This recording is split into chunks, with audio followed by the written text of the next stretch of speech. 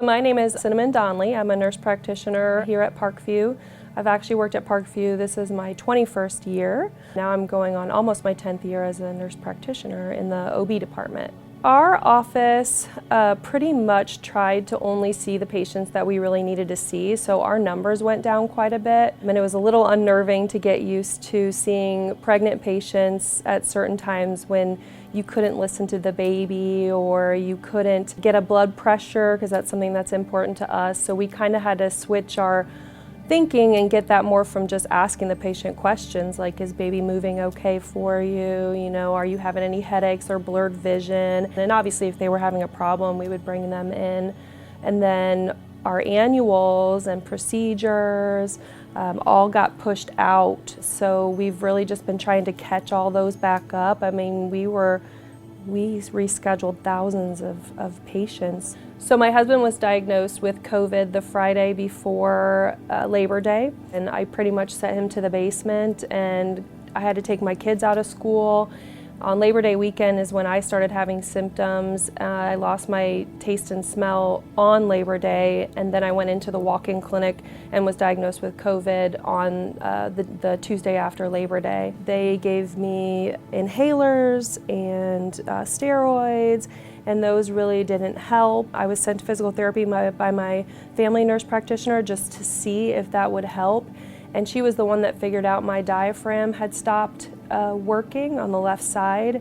Therefore, my left lung was not expanding, and my ribs had even started to bow out in order to inflate my lung properly. So it was my body was trying to get more air, and so I wasn't able to clear the pneumonia that I had. I think we take for granted our breathing, so we don't necessarily notice our lungs, but I will feel at the end of the day like I've lifted weights and my lungs are very sore.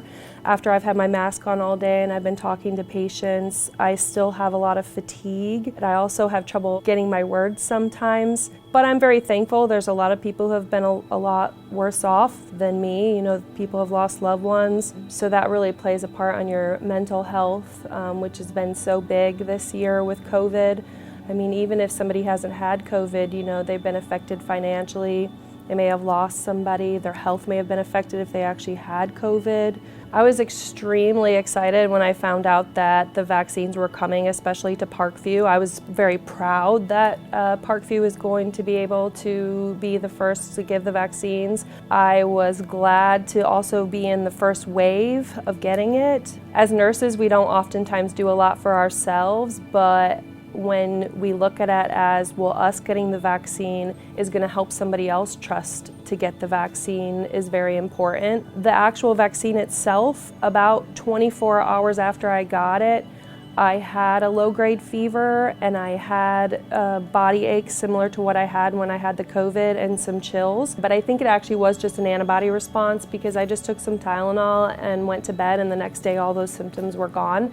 And I didn't have any of those problems with the second vaccine. And I've been talking quite a bit to other patients whose family members have had it and now have gotten the vaccine, and they said the same thing. Me getting the vaccine has helped also talk to a lot of patients and educate them, especially those patients who are on the fence. I can kind of say, well, actually, I had it, and it is very serious. And some patients have asked my opinion as far as getting the vaccine, and so I like being able to say, I got it, and I did fine, and I'm not having any problems, to help educate them.